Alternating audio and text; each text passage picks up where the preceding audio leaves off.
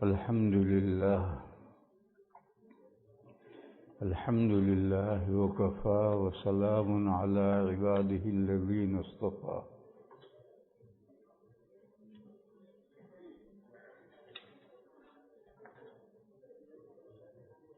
کئی مرتبہ میں نے کہا کہ میں مفتی نہیں ہوں.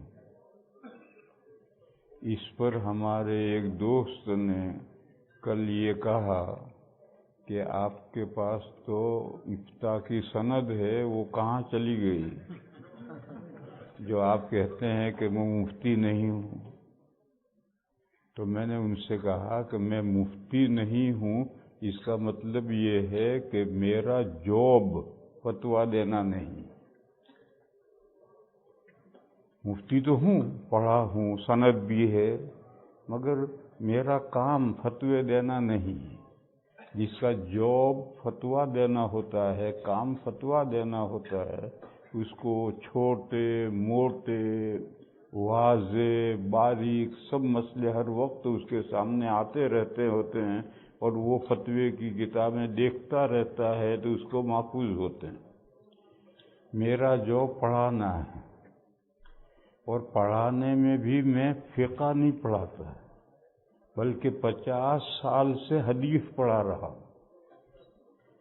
اس لیے جو مسئلے مسائل ہیں اس میں بعض ایسے باریک مسئلے ہوتے ہیں، چھوٹے مسئلے ہوتے ہیں کہ ان کے لیے میں بھی فتویٰ لکھنے بیٹھوں گا تو مجھے کتاب دیکھنی پڑے گی، پھر میں لکھوں گا. تو میں نے جو کہا میں مفتی نہیں ہوں، اس کا یہ مطلب ہے کہ میرا جاب فتویٰ لکھنا نہیں، یہ مطلب تھا میرا.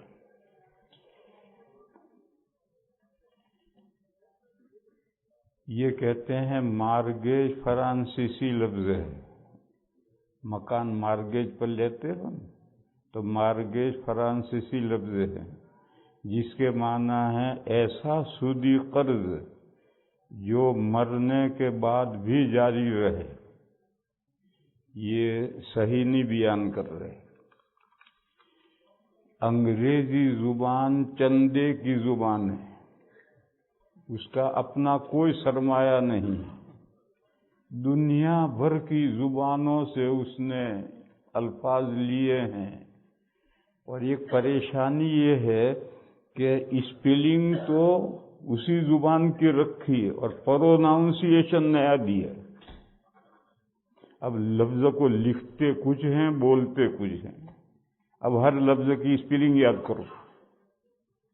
یہ جو پریشانی انگریزی میں اسپیلنگ یاد کرنے کی پریشانی طلباء کو ہوتی ہے، اس کی وجہ یہ ہے کہ لفظ تو لیا فرانسیسی سے یا عربی سے لفظ لیا، عربی سے بہت لفظ لیے ہیں انگریزی میں.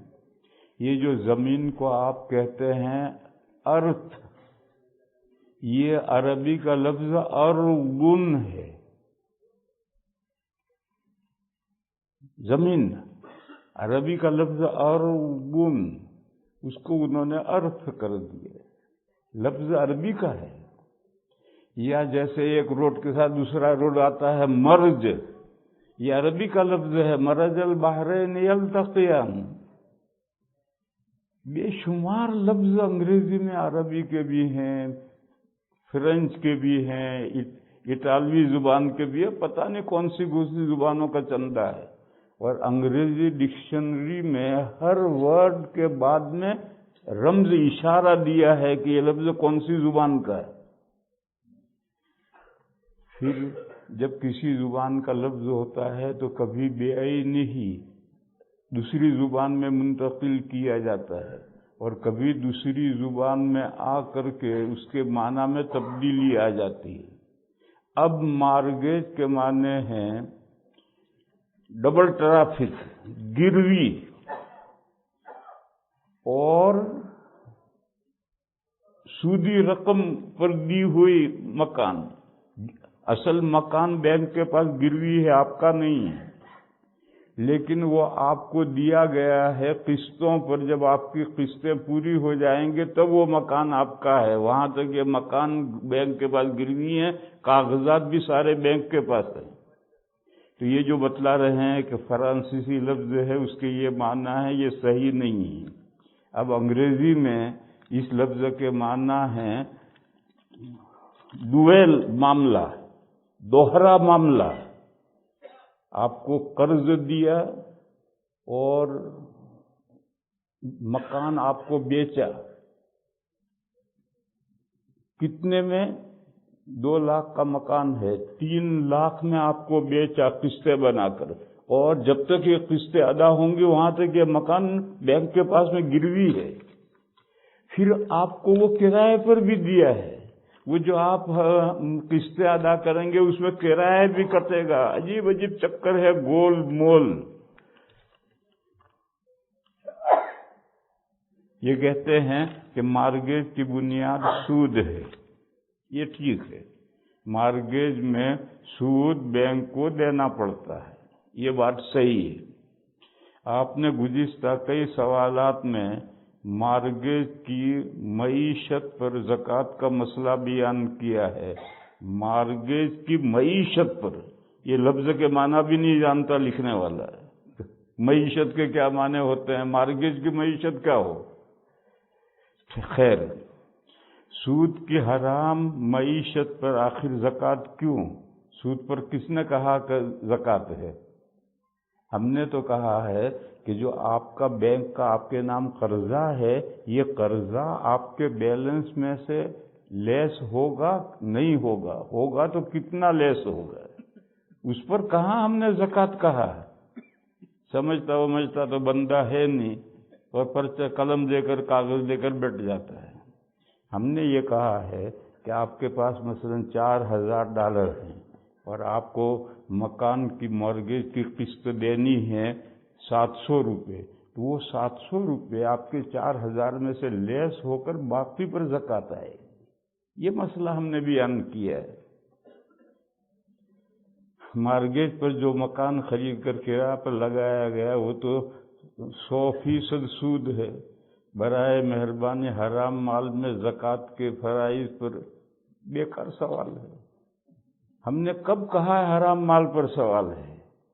بینک کا جو قرضہ ہے اگرچہ وہ آپ سود دے رہے ہیں، مگر جو آپ کو قرضہ دینا ہے، جک مار کے دینا ہے، وہ آپ کے بیلنس میں سے کم ہو جائے گا. ساری مارگیج کی رقم آپ کے بیلنس میں سے کم نہیں ہوگی. یہ کہا تھا ہم نے کہ آپ کے 3 لاکھ روپے آپ کا مارگیج ہے، باقی ہیں بینک کے، تو آپ کے بیلنس میں سے 3 لاکھ کم نہیں ہوں گے. صرف وہ قسط جو آپ کو بھرنی ہے وہ آپ کے بیلنس میں سے کم ہوگی، اور باقی جو آپ کا مال ہے اس پر زکوٰۃ آئے گی. پرچہ لکھنے سے پہلے عقل سے کچھ کام لینا چاہیے، سمجھنا چاہیے. ہندوستان اولیاء کرام کی سرزمین ہے، ٹھیک ہے. آپ اولیاء کرام کی علمی خدمات پر روشنی ڈالیں. یہ کوئسچن نہیں، یہ ٹاپک ہے. حضرت نظام الدین اولیاء، حضرت بابا تاج الدین اولیاء نے کس طرح اسلام کی شمع روشن کی. میں نے کہا کہ یہ ٹاپک ہے، اور یہ قاعدہ میں نے یہاں اعلان نہیں کیا، لندن میں اعلان کیا تھا کہ 3 باتیں مجھ سے مت پوچھو، وہ میرا ٹاپک نہیں ہے. ایک، پولیٹیکل مسائل مجھ سے مت پوچھو. دنیا کے کسی ملک کی پولیٹکس میں نہیں جانتا. ہندوستان کا وزیر اعظم مودی ہے، اس کو میں جانتا ہوں، اور وہ اس لیے جانتا ہوں کہ وہ بدنام زمانہ ہے، اور پھر وہ میرے تعلقے کا ہے، میری تحصیل کا ہے. گجرات میں میری تحصیل کا ہے. تحصیل کو گجراتی میں تعلقہ کہتے ہیں. میرے تعلقے کا ہے، کھیرالو تعلقے کا ہے وہ، اور بدنام ہے، اس لیے صرف اس کو نام جانتا ہوں. اس کے علاوہ ہندوستان کے کسی وزیر کا مجھے نام نہیں معلوم.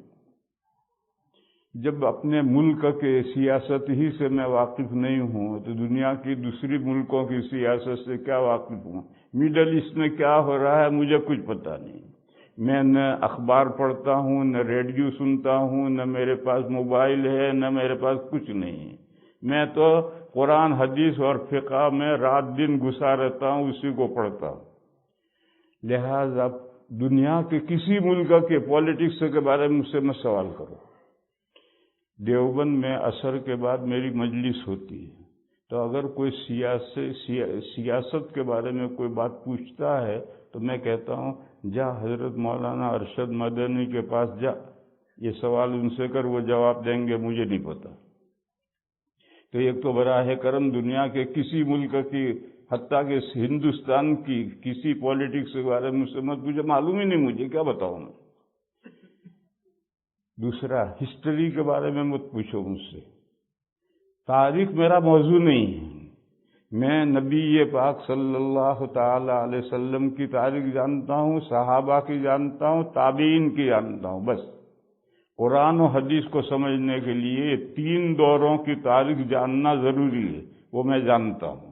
اس کے بعد کی تاریخ میرا سبجیکٹ ہی نہیں ہے۔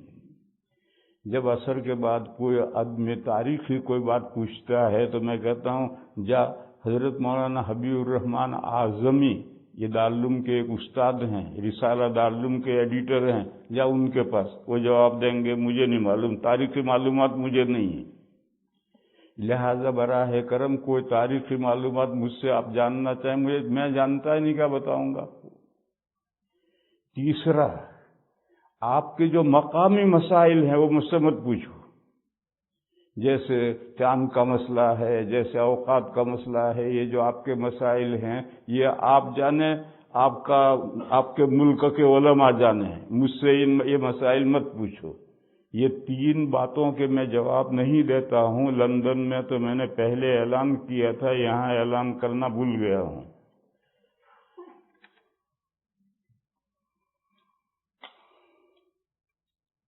دیوبندی اور بریلوی 2 مختلف طرز فکر ہیں، ان دونوں کے اختلاف کی کیا وجہ ہے، یہ بھی ٹاپک ہے، کوئسچن نہیں۔ دیوبندی اور بریلوی دونوں اہل سنہ والجماعہ ہیں، حنفی ہیں اور پکے حنفی ہیں دونوں۔ بریلوی بھی حنفی ہیں، دیوبندی بھی حنفی ہیں، اور دونوں اہل سنہ والجماعہ ہیں۔ طرز فکر مختلف نہیں ہے، دونوں اہل سنہ والجماعہ ہیں، دونوں حنفی ہیں۔ طرز فکر مختلف طرز فکر ہیں، کہاں طرز فکر مختلف؟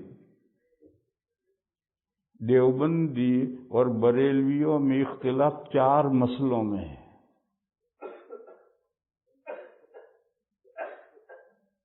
اور وہ چاروں مسئلے بدعت اور سنت ہیں۔ 4 باتیں ہیں جن کو وہ کہتے ہیں کہ سنت ہے، دیوبند کہتا ہے یہ بدعت ہے۔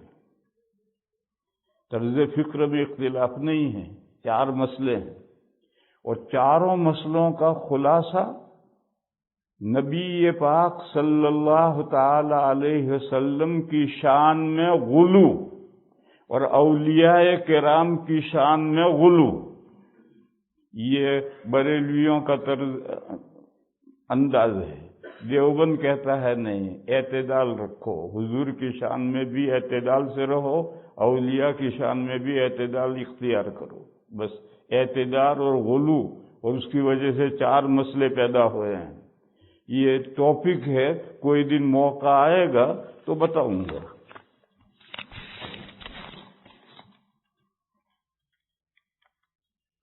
شغار کا کیا حکم ہے؟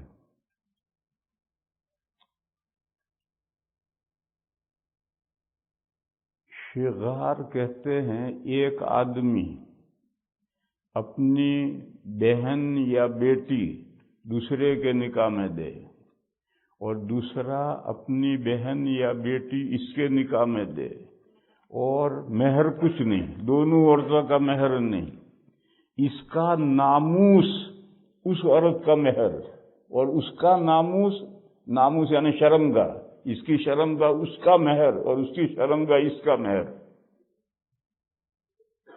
اس کو نکاح شغار کہتے ہیں۔ 3 ائمہ کہتے ہیں نکاح باطل ہے۔ حنفیہ کہتے ہیں اگر ایسا نکاح کیا جائے گا تو نکاح صحیح ہو جائے گا، اور دونوں عورتوں کا مہر مثل واجب ہوگا، اس کے خاندان کی عورتوں کا جو مہر ہے وہ دینا پڑے گا، اس عورت کے جو خاندان کا مہر ہے وہ دینا پڑے گا، اور نکاح ہو جائے گا۔ گائے کی زکوٰۃ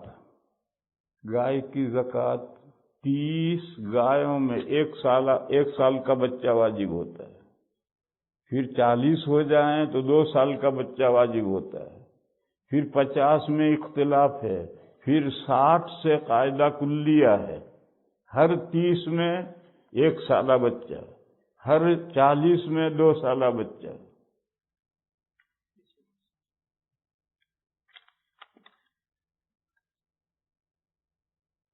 اس نے پوچھا ہے is it okay to read the قرآن آن سیل فون؟ مرکز نظام الدین میں جو امیر ہیں اس وقت مولانا سعد صاحب، وہ تو کہتے ہیں کہ موبائل میں تلاوت کرنا ہی جائز نہیں۔ مرکز میں نظام الدین میں جو مولانا سعد صاحب ہیں وہ کہتے ہیں اس میں موبائل میں تلاوت ہی جائز نہیں۔ مسجد میں سارے قرآن رکھے ہوئے ہیں، موبائل میں تلاوت کرنے کی ضرورت کیا؟ میں یہ نہیں کہتا، جو مولانا سعد صاحب کے بارے میں ہے کہ موبائل میں تلاوت ہی جائز نہیں ہے، میں یہ نہیں کہتا۔ میں یہ کہتا ہوں کہ مسجد میں 10 قرآن رکھے ہیں، آپ کو موبائل میں پڑھنے کی کیا ضرورت ہے؟ قرآن لے کر کیوں نہیں پڑھتے؟ اور آپ کے گھر میں بھی قرآن ہے، کوئی مسلمان کا گھر قرآن سے خالی نہیں ہوتا ہے، تو آپ قرآن لے کر کیوں نہیں پڑھتے اس میں؟ اس لیے میرے بھائیوں، یہ جو لوگ پڑھتے ہیں قرآن میں وہ ٹھیک نہیں۔ کیوں؟ قرآن کو ڈاؤن لوڈ کرو گے تو ہی تو پڑھو گے، اور ڈاؤن لوڈ کرو گے تو چٹ میں جائے گا، ڈیجیٹل میں جائے گا قرآن، اور ڈیجیٹل دنیا کی خرافات کا مجموعہ ہے، اس میں معلوم نہیں کیا کیا بھرا پڑا ہے۔ تو اس ڈیجیٹل میں اللہ کے بندو قرآن کیوں ڈالتے ہو؟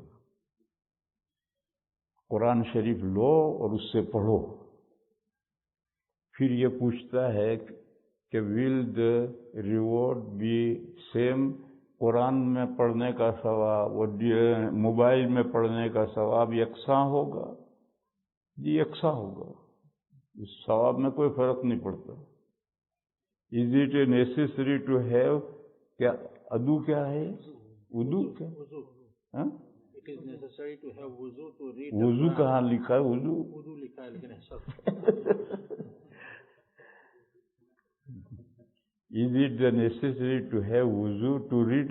قرآن پڑھنے کے لیے وضو ضروری نہیں، بے وضو بھی قرآن پڑھ سکتے ہیں، البتہ ہاتھ لگانا جائز نہیں۔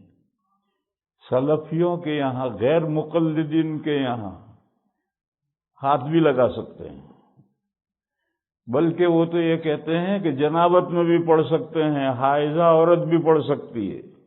وہ فرحت ہاشمی یہی مسئلہ سب عورتوں کو بتلاتی ہے، وہ غیر مقلد ہے۔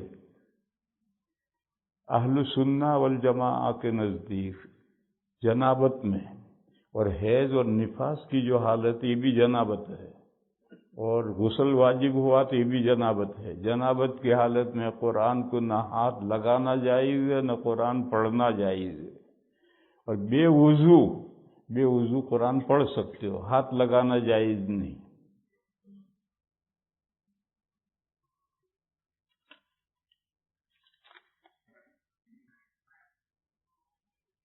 میرے ایک دوست تبلیغ کے لیے ساری دنیا گھوم آئے ہیں۔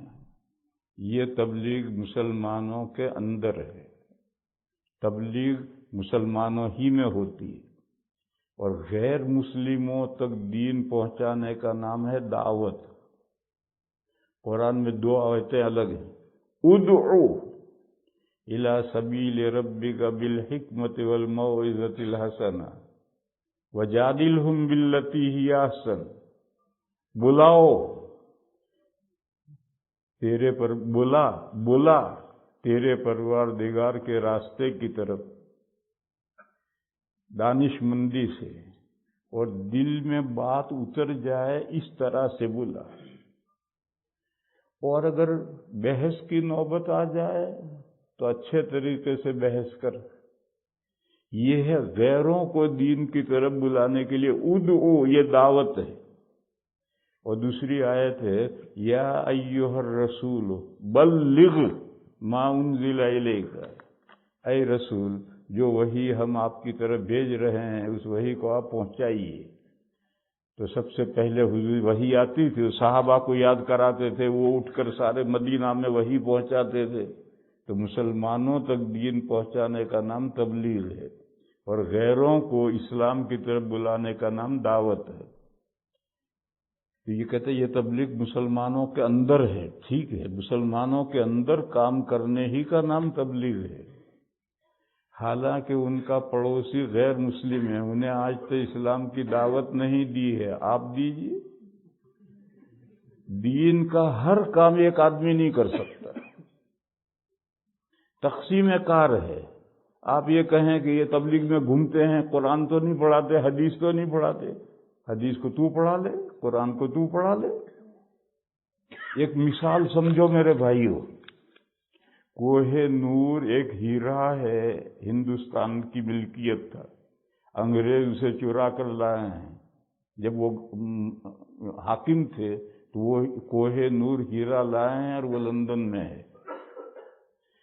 کہتے ہیں، میں نے دیکھا نہیں، کہتے ہیں کہ وہ 700 گرام کا ہیرا ہے، اور اس کی قیمت پورے ہندوستان، انڈیا نہیں، پورے ہندوستان سے زیادہ اس کی قیمت ہے۔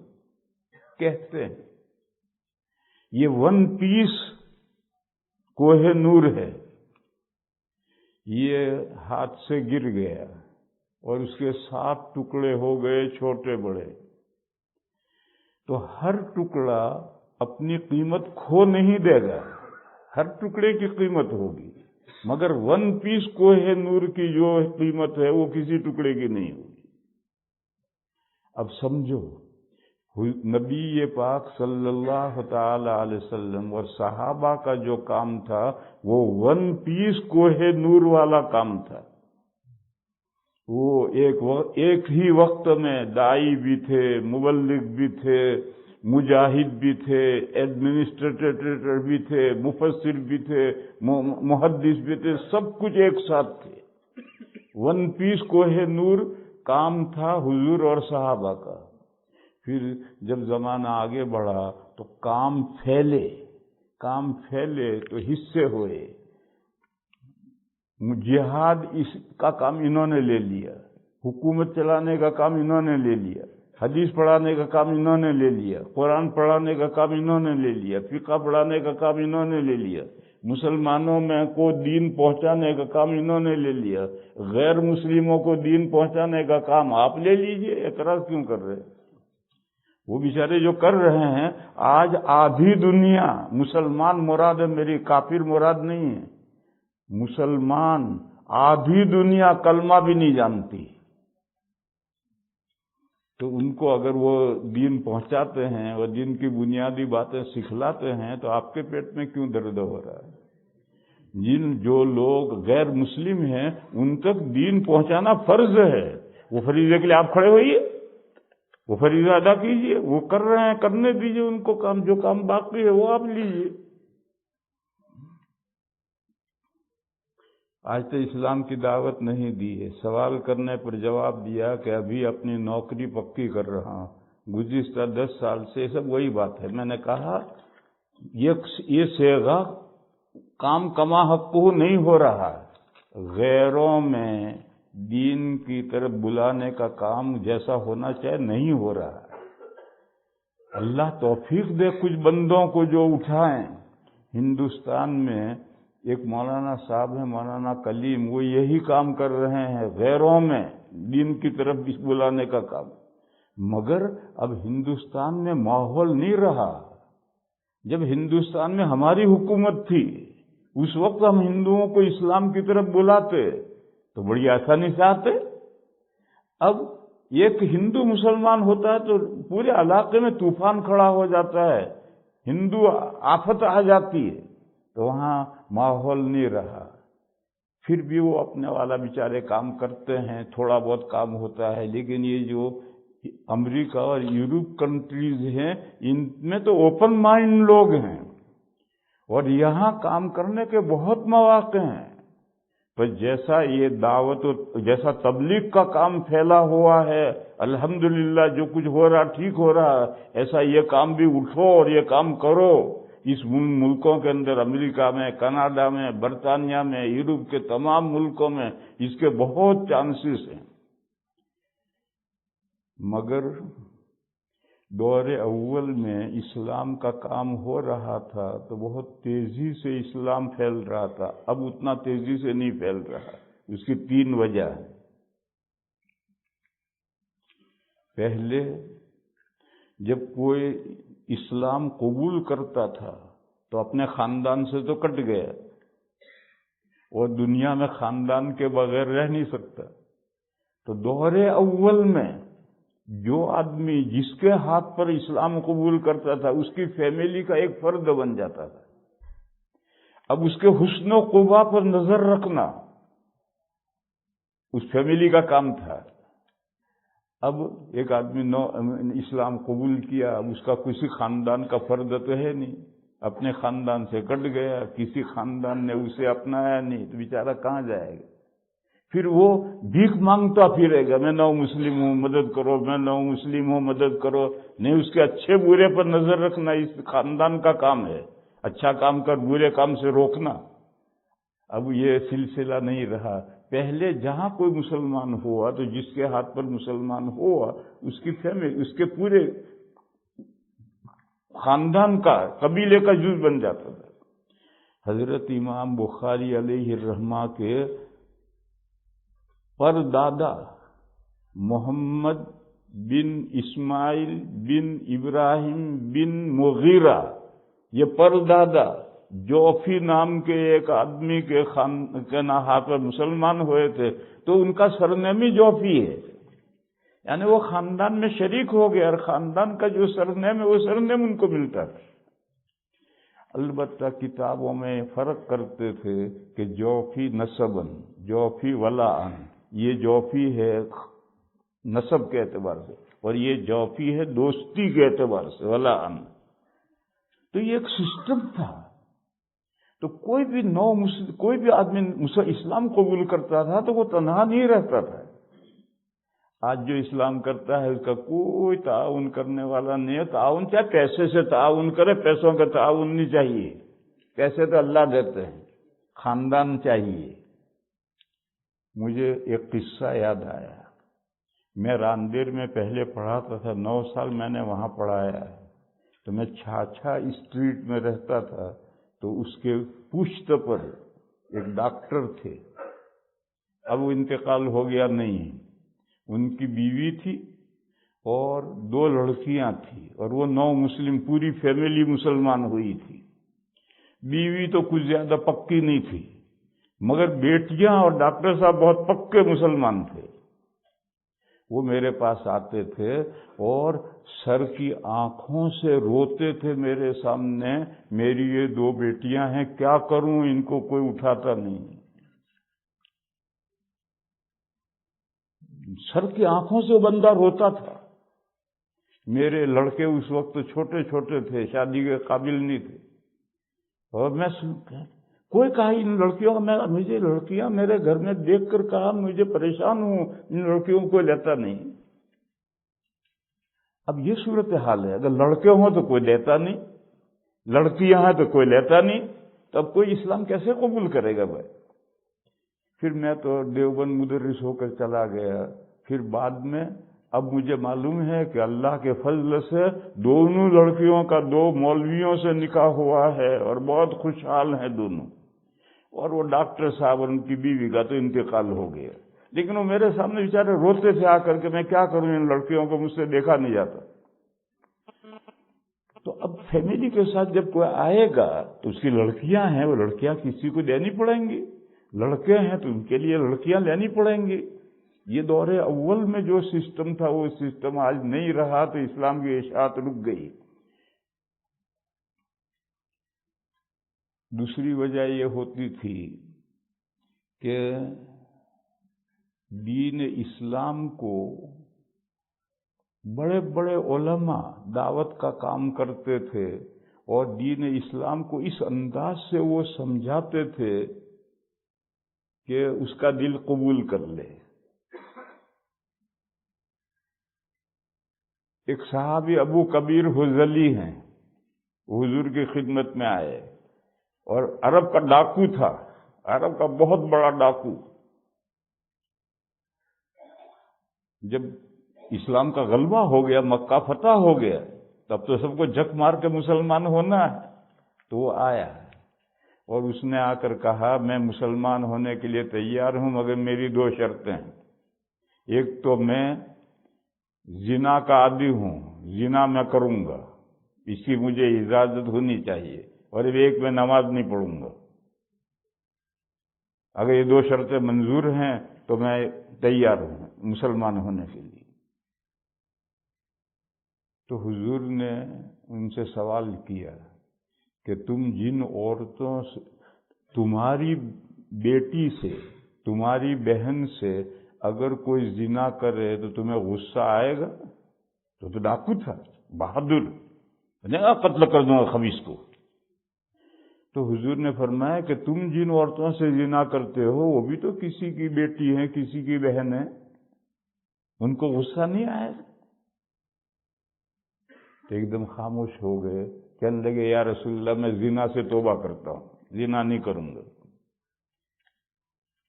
تو حضور نے ان سے کہا جب تم مسلمان ہو کر نماز نہیں پڑھو گے تو مسلمان ہونے کا فائدہ کیا ہے؟ وہ دین جس میں نماز نہیں ہے اس میں کوئی خیر نہیں ہے۔ تو انہوں نے کہا یا رسول اللہ پڑھوں گا میں نماز، مسلمان ہو گئے بڑے صحابہ میں سے۔ تو سمجھانے کا ایک انداز ہے۔ اب آج کل اس کے لیے باقاعدہ ٹریننگ چاہیے۔ ہمارے یہاں ہندوستان میں مولانا کلیم صاحب ہیں، وہ باقاعدہ فضلاء مدرسوں سے فارغین کو ٹریننگ دیتے ہیں۔ تیسری بات، عیسائی مشینری کام کرتی ہے زر اور زن کی بنیاد پر، پیسہ بھی دیتی ہے، لڑکیاں بھی دیتی ہے۔ تو تم لڑکیوں کو تو چاہو مسلمان ہونے کے بعد لڑکی تو اس کے نکاح میں دیں گے، تو زر کا بھی انتظام چاہیے، پیسہ کا فنڈ بھی چاہیے، کہ ایسے بندوں کو اسلام میں مؤلفۃ القلوب، لوگوں کے دلوں کو اسلام سے جوڑنے کے لیے زکوٰۃ کا بھی ایک مصرف مؤلفۃ القلوب کو بنایا تھا۔ تو فنڈ چاہیے۔ اس زمانے میں اب مولانا کلیم صاحب بیچارے کام کر رہے ہیں، ان کے بعد پیسہ تو کچھ نہیں۔ اگر کوئی آدمی نیا مسلمان ہوا، اب تو اپنے خاندان سے کٹ گیا، اس کو جھونپڑا بنا کر کے رہنے کے لیے دینا تو پڑے گا۔ ہمارے پاس فنڈ چاہیے۔ یہ سب اسباب اکٹھا ہوں گے تب دعوت کا کام ہوگا۔ تبلیغ والے بیچارے جو کر رہے ہیں وہ ٹھیک کر رہے ہیں، ان کو کرنے دو۔ آپ یہ کام کرنے کے لیے سوچئے، اور ان ملکوں کے اندر بہت امکانات ہیں اس کے۔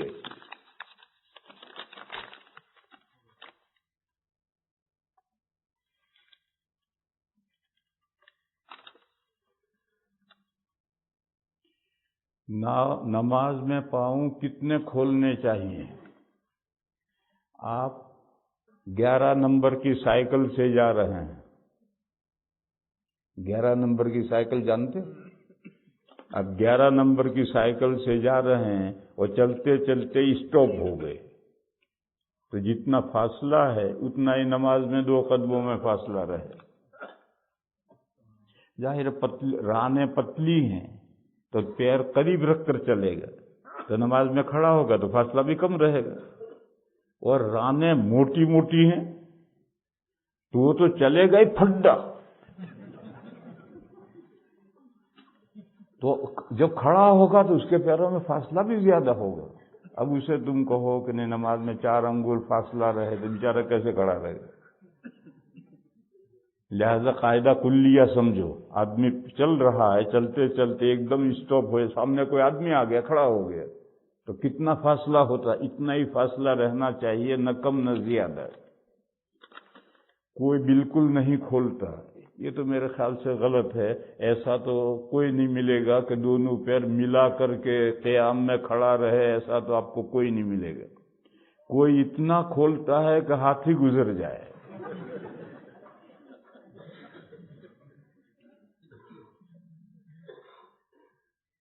وہ ان کا سیمبل ہے. یہ جو اتنا کھولتا ہے کہ ہاتھی گزر جائے، یہ اس کا سیمبل ہے. 3 سیمبل ہیں. اوپن ہیڈ، ٹوپی ہوگی تب بھی کھلے سر رہیں گے اور کھلے سر نماز پڑھیں گے. جیسے حضور نے فرمایا تھا کہ ایک فرقہ نکلے گا، سیماہم التحلیق، ان کا سیمبل ہوگا سر منڈائیں گے، سر پہ بال نہیں. تو انہوں نے سیمبل بنا رکھا ہے سر منڈانے کو، ایسا انہوں نے سیمبل بنا رکھا ہے کہ کھلے سر ہر حال میں رہنا، نماز بھی کھلے سر پڑھنی، سب کچھ کھلے سر پڑھنا. ایک اہل سنہ والجماعہ کے عالم کا ایک اسی غیر مقلد جو کھلے سر رہتے ہیں ان سے مناظرہ طے ہوا اس مسئلے پر کہ نماز میں کیسے کھڑا رہنا چاہیے. تو لوگ جمع ہوئے تو اس مولوی نے اس غیر مقلد سے کہا، اب براہ کرم آپ کھڑے ہوں، پہلے میں موبائل سے آپ کا فوٹو لوں گا، پھر اس کے بعد ہم گفتگو شروع کریں گے. تو کھڑا ہو گیا، کیونکہ ان ملکوں میں فوٹو کی قباحت مسلمانوں کے ذہنوں سے نکل گئی ہے. گویا حلال و طیب ہے، اس کی حرمت ہی دماغوں سے نکل گئی. وہ کھڑا ہو گیا تو قاعدے سے کھڑا ہو. تو اس نے کہا بھئی نماز میں جیسے کھڑا ہوتا ہے اس طرح کھڑا ہو. اس نے کہا پھر تو میرا فوٹو خراب آئے گا. تو اس مولوی نے کہا بیٹھ جا، مناظرہ ختم ہو گیا. وہ خود کہہ رہا کہ فوٹو خراب آئے گا، تو ایسی خراب حالت میں نماز پڑھا تھا. یہ کیا طریقہ ہے اللہ کے سامنے کھڑا ہونے کا؟ اور اگر وہ کوئی کہے کہ بخاری میں ہے کہ صحابہ پیر سے پیر ملاتے تھے، ٹخنے سے ٹخنے ملاتے تھے، اس بخاری میں ہے. صحابہ، حضور کا ارشاد نہیں ہے، حضور نے کوئی حکم نہیں دیا. صحابہ پیر سے پیر ملاتے تھے، ٹخنے سے ٹخلا ملاتے تھے. یہ صحابہ کا عمل بخاری شریف میں اس حدیث شریف کے بعد آیا ہے.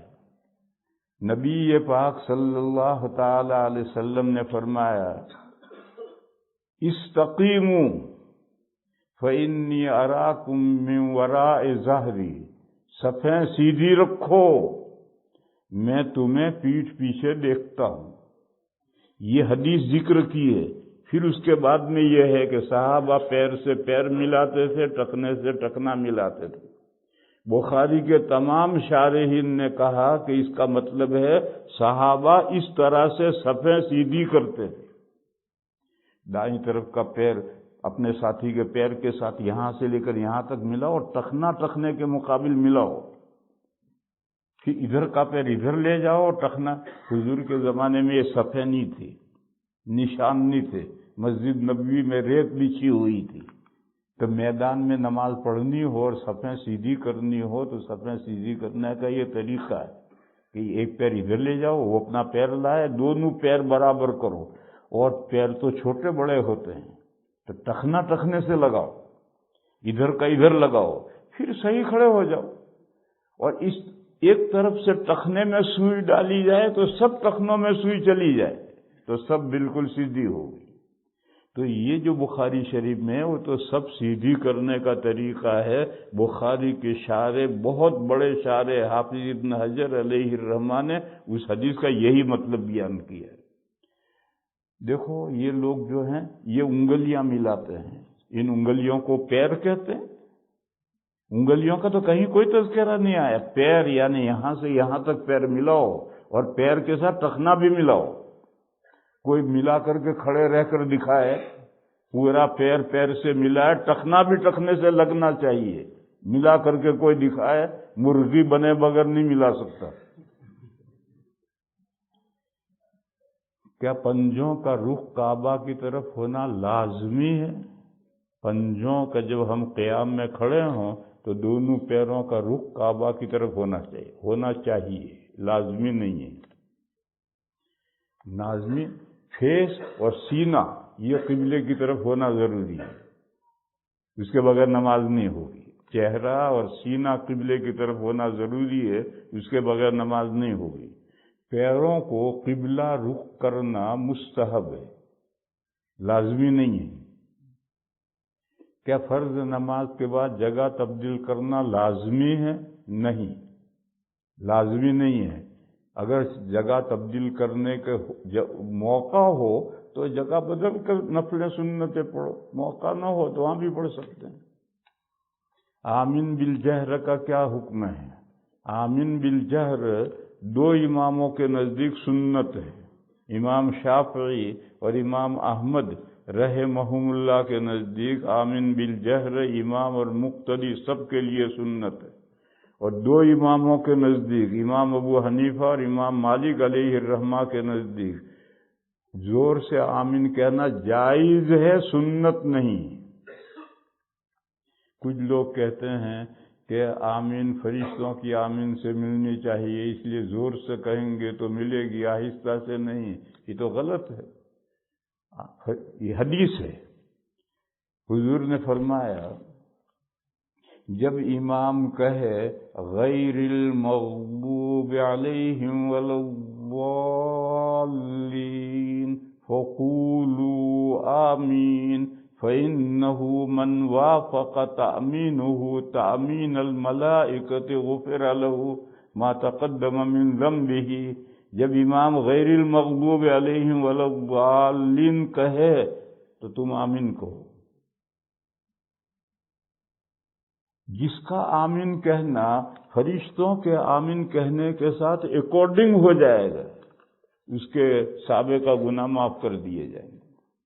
کس کا آمین کہنا اکارڈنگ ہوگا؟ جو نماز کی طرف متوجہ ہے، اس کے ولضالین پورا ہوا اور اس نے آمین کہا، کیونکہ فرشتے تو غافل نہیں ہوتے، اور بندہ غافل ہو سکتا ہے۔ وہ کھڑا ہے اور امام پڑھ رہا ہے اور وہ مال میں خریداری کر رہا ہے، وہ فاتحہ پڑھ کر سورت بھی شروع کر دیا، اس کو پتہ ہی نہیں، وہ تو مال میں خریداری کر رہا ہے، یا دیر سے کہا تو وہ ثواب گیا۔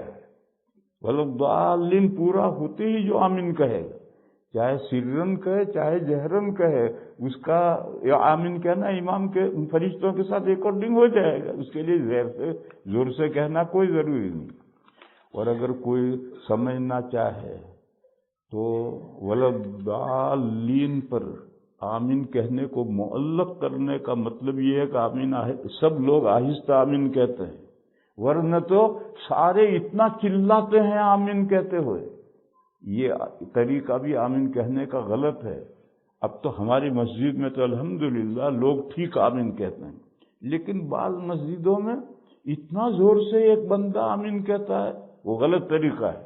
ہماری مسجد میں جو لوگ جہرن آمین کہتے ہیں وہ ٹھیک کہتے ہیں، اتنا ہی جہر چاہیے۔ بس یہ جو جہر ہے اس میں تو وہ جو پڑوسی ہے جو مال میں سامان خرید رہا ہے وہ بھی ہوش میں آ جائے گا۔ تو فرشتوں کے آمین کے ساتھ اکارڈنگ ہونے کا مطلب متوجہ رہو، ولضالین کے بعد جسٹ آمین کہو، فرشتے جسٹ کہیں گے کہ وہ غافل نہیں ہوتے، تم بھی غافل مت ہو، یہ مطلب ہے اس حدیث کا۔ کچھ لوگ کہتے ہیں کہ رفع یدین کی کرنے کی حدیث بخاری شریف میں ہے، اس لیے اسے کرنا چاہیے، کیا یہ سچ ہے؟ دیکھو حدیث کی کتاب صرف بخاری شریف نہیں ہے، حدیث کی کتابیں 300 ہیں، حدیث کی کتابیں 300 ہیں۔ تو بخاری شریف میں رفع یدین کی حدیث ہے تو رفع یدین نہ کرنے کی حدیث ترمذی شریف میں ہے۔ امام ترمذی بھی امام بخاری کے شاگرد ہیں، تو اگر یہ حدیث ہے تو یہ بھی حدیث ہے۔ دو اماموں نے، امام ابو حنیفہ اور امام مالک نے یہ حدیث لی ہے رفع یدین نہ کرنے کی، اور امام شافعی اور امام احمد نے یہ حدیث لی ہے بخاری شریف والی، کیونکہ دونوں حدیثیں قابل استدلال ہیں، رفع یدین کی حدیث بھی اور رفع یدین نہ کرنے کی حدیث بھی۔ پوری نماز میں کہیں رفع یدین نہیں، اور تکبیر تحریمہ میں جو رفع یدین ہے وہ نماز سے باہر ہے۔ دیکھو ہم نماز یوں شروع کرتے ہیں، ابھی نماز شروع نہیں ہوئی، اللہ اکبر، تکبیر پوری ہوئی، نماز شروع ہوئی، تو رفع تو باہر گیا، تو دو امام کہتے ہیں نماز میں کہیں رفع نہیں ہے، اور دو امام کہتے ہیں 3 جگہ 4 جگہ ہے، ان کے پاس بھی حدیث ہے، ان کے پاس بھی حدیث ہے، اور جب دونوں طرف حدیث ہیں تو یہ بات بالیقین نبی پاک صلی اللہ علیہ وسلم سے دونوں عمل ثابت ہیں، جبھی تو یہ حدیث بھی ہے اور یہ حدیث بھی ہے۔ اب جب دونوں عمل حضور سے ثابت ہیں تو دونوں ایک زمانے میں نہیں ہو سکتے، کوئی ایک پہلے کا ہے اور ایک بعد کا ہے، پہلے کا کون سا ہے، بعد کا کون سا ہے، اس میں مجتہدین میں اختلاف ہو گئے۔ دو امام یہ کہتے ہیں کہ پہلے نماز میں ہر اونچ نیچ پر رفع دین تھا، پھر گھٹنا شروع ہوا، گھٹتے گھٹتے نماز میں سے رفع دین ختم کر دی، اور دلیل یہ ہے کہ ابھی حضور حیات ہیں اور صدیق اکبر مصلی پر کھڑے ہوئے، اور 17 نمازیں صدیق اکبر نے حضور کی حیات میں پڑھائی ہیں، پھر چاروں خلفاء نے رفع دین نہیں کیا، تو اگر حضور کا آخری عمل رفع دین ہوتا تو یہ خلفاء حضور کے مصلی پر کھڑے ہوتے ہی حضور کا عمل کیسے بدل دیں گے؟ اور دوسرے دو امام کہتے ہیں کہ نہیں، پہلے رفع نہیں تھا، بعد میں بڑھا تو روایت ہے، تو فی کل خفض و رفع، ہر اونچ نیچ میں رفع دین کی روایت ہے، اس کو کیوں نہیں لیتے؟ وہ کہتے ہیں اصح ما فی الباب، یہ روایت ہے، تولی تو رفع دین کی روایتوں میں سب سے اقوی یہ روایت ہیں، تو دو اماموں نے وہ روایتیں لے لی، اور دوسرے دو امام کہتے ہیں یہ رفع دین کا عمل پہلے کا تھا، چاروں خلفاء نے حضور کے مصلی پر کھڑے ہو کر رفع دین نہیں کیا۔ یہ قامت دوہری اور اکہری میں کون سی صحیح ہے؟ یہ قامت دوہری اور اکہری کا مطلب سمجھنے میں اختلاف ہوا۔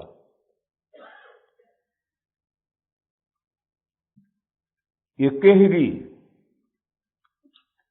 ایتار، اکہری کے لیے عربی لفظ ہے ایتار صوتی مراد ہے یا کلماتی مراد ہے؟ 3 ائمہ کہتے ہیں کلماتی مراد ہے۔ اللہ اکبر اللہ اکبر، اشہد ان لا الہ الا اللہ، اشہد ان محمد رسول اللہ، حی علی الصلاۃ حی علی الفلاح، قد قامت الصلاۃ قد قامت الصلاۃ۔ یہ امام شافعی اور امام احمد کہتے ہیں، امام مالک کہتے ہیں نہیں، قد قامت الصلاۃ بھی ایک مرتبہ، پھر اللہ اکبر یہ 2 مرتبہ، لا الہ الا اللہ۔ ان سے پوچھا کہ شروع میں بھی 2 مرتبہ اللہ اکبر ہے، یہاں بھی 2 مرتبہ اللہ اکبر ہے؟ تو حافظ ابن حجر علیہ الرحمہ نے جواب دیا کہ یہ 2 اللہ اکبر ایک سانس میں کہتے ہیں، اس لیے ایک کلمہ۔ امام ابو حنیفہ کہتے ہیں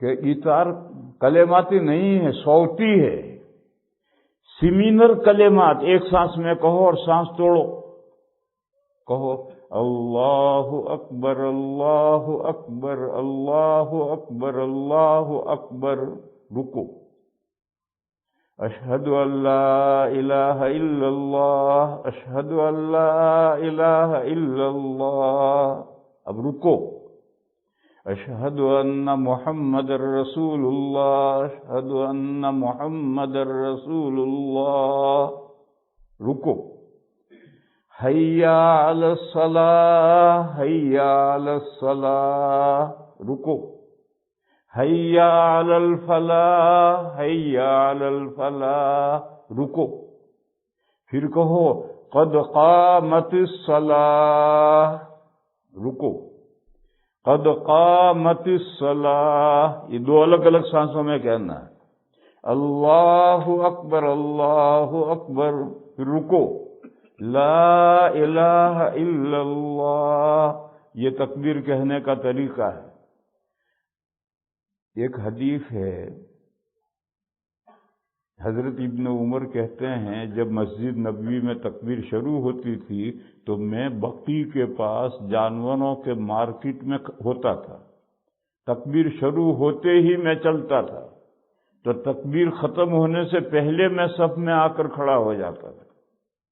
حضور کی مسجد کون سی تھی؟ آج بھی موجود ہے، بقی وہاں سے 500 میٹر ہے، 500 میٹر سے ایک آدمی چلتا تھا اور تکبیر شروع ہونے کے بعد چلتا تھا، اور تکبیر ختم ہونے سے پہلے صف میں آ کر کھڑا ہو جاتا تھا۔ اور اب ہمارے یہاں تکبیر کہنے کا طریقہ ہے کہ وہاں دروازے پر آدمی ہے تو وہاں سے تکبیر ختم ہونے سے پہلے صف میں آ کر نہیں کھڑا ہو سکتا۔ ہمارے یہاں تکبیر کہنے کا طریقہ ہی غلط ہو گیا۔ تو امام اعظم کہتے ہیں کہ تکبیر میں جو اکہرا ہے یہ صوتی ہے، سمینر کلمات کو الگ الگ آواز میں کہنا ہے۔ دلیل ابو داؤد میں اعلیٰ درجے کی صحیح حدیث ہے۔ حضرت ابو محذورہ ایک صحابی ہیں جن کو حضور نے مکے کا مؤذن مقرر کیا تھا، وہ کہتے ہیں کہ مجھے حضور نے اذان 15 کلمات سکھلائی اور اقامہ 17 کلمات سکھلائی۔ میں نے 15 غلط کہا، اقامت 17 کلمات سکھلائی اور اذان 19 کلمے سکھلائی۔ وہ ترجیح کی وجہ سے 15 سے 4 بڑھ جائیں گے، تو یہ ہے کہ 17 کلمات مجھے اذان سکھلائی اور اعلیٰ درجے کی صحیح حدیث ہے۔ اب جو 17 کلمے ہیں تو اب ایتار کا کیا مطلب ہے؟ ایتار کا یہی مطلب ہے کہ کلمات کم نہیں ہوں گے، سیمینر کلمات کو الگ الگ سانسوں میں کہنا ہے، ایتار کا یہ مطلب ہے۔ اور اذان میں اشہد اللہ الہ الا اللہ پکار کر خاموش ہو جاؤ، سانس جب ٹھیک ہو جائے تب دوسرا کہو اشہد اللہ الہ الا اللہ، یہ دوہرے کا مطلب ہے۔ کیا امام کے پیچھے سورہ فاتحہ پڑھنی چاہیے؟ نہیں پڑھنی چاہیے، اس میں بھی اختلاف ہے۔ امام ابو حنیفہ علیہ الرحمہ کے نزدیک امام کے پیچھے سورہ فاتحہ پڑھنا مکروہ تحریمی ہے، اور امام شافعی علیہ الرحمہ کے یہاں امام کے پیچھے سورہ فاتحہ پڑھنا فرض ہے، اور امام مالک اور امام احمد رحمہم اللہ کے نزدیک جہری نماز میں جائز نہیں ہے، سری نماز میں جائز ہے۔ یہ ائمہ کی رائے مختلف ہیں، اس کے ہر ایک کے دلائل ہیں، پر جو جس امام کا فالو کرتا ہے اس کی پیروی کرے۔ کچھ لوگ اہل حدیث سلفی کہتے ہیں کہ اماموں کو مت فالو کرو، حدیث کو صرف دیکھو۔ کیا امام کیا عامر لوگوں میں آتے ہیں؟ قرآن آیت ہر ایک قیامت کے دن ہم نے امام کے ساتھ اٹھایا جائے گا، اس کا کیا مطلب ہے؟ بھائی اس کا سمجھانا پڑے، یہ ٹاپک ہے۔ قرآن کی جو آیت ہے وہ مشرکین کے بارے میں ہے، مشرکین کے بارے میں کہ جو جس کو پوجتا تھا اس کے ساتھ جائے۔ مثلا ہندو مورتیوں کو پوجتے ہیں، عیسائی عیسیٰ علیہ السلام کو خدا مانتے ہیں، بدھسٹ بدھا کو مانتے ہیں، وہ مراد ہے۔ اور ائمہ کا جو فالو کرتے ہیں یہ تو قرآن و حدیث کو سمجھنے کے طریقے مختلف ہو گئے ہیں، اور یہ اختلاف صحابہ کے زمانے سے چلا آ رہا۔ جتنے بڑے اختلافات مسائل میں ہیں وہ ائمہ نے نہیں پیدا کیے، وہ صحابہ کے زمانے سے چلے آ رہے۔ صحابہ میں اکثریت نماز میں رفع دین نہیں کرتی تھی، اور بعض صحابہ کرتے تھے۔ اکثریت آمین زور سے نہیں کہتی تھی، بعض صحابہ جہرن آمین کہتے تھے۔ اسی طرح سے سب اختلافات صحابہ کے زمانے سے چلے آ رہے ہیں۔ اب جب ائمہ کا دور آیا تو کسی نے ان صحابہ کی رائے لے لی، کسی نے ان صحابہ کی رائے لے لی۔ یہ ائمہ اربعہ نے یہ اختلافات پیدا نہیں کیے، یہ اختلافات تو صحابہ سے مسائل میں عقائد میں صحابہ میں اختلاف نہیں تھا.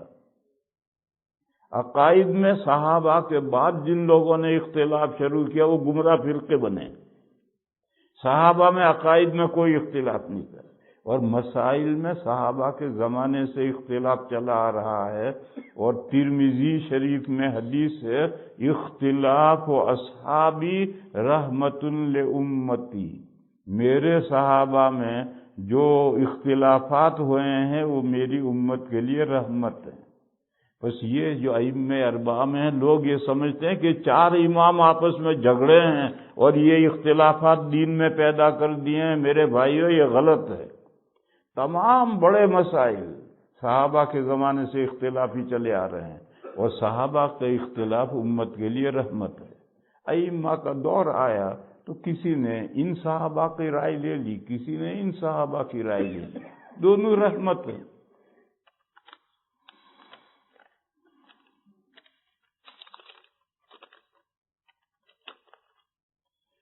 بعض لوگ سجدہ کارپٹ پر نہیں کرتے، وہ کہتے ہیں حضور نے کبھی سجدہ کارپٹ پر نہیں کیا، وہ سجدہ کی جگہ پر اس لیے مٹی کا ڈھیلا رکھتے ہیں. کیا یہ صحیح ہے؟ یہ صحیح نہیں ہے. حضور نے چٹائی پر نماز پڑھی ہے، تو چٹائی تو مٹی نہیں ہے. حدیث ایک نہیں، بہت حدیثیں ہیں کہ حضور چٹائی پر نماز پڑھتے تھے. تو جب چٹائی پر تو مصلی بچھا کر، کپڑا بچھا کر، کارپٹ بچھا کر، کسی بھی چیز پر. حدیث سے حضور کا چٹائی پر نماز پڑھنا ثابت ہے. اہل حدیث اور اہل سنت میں کیا فرق ہے؟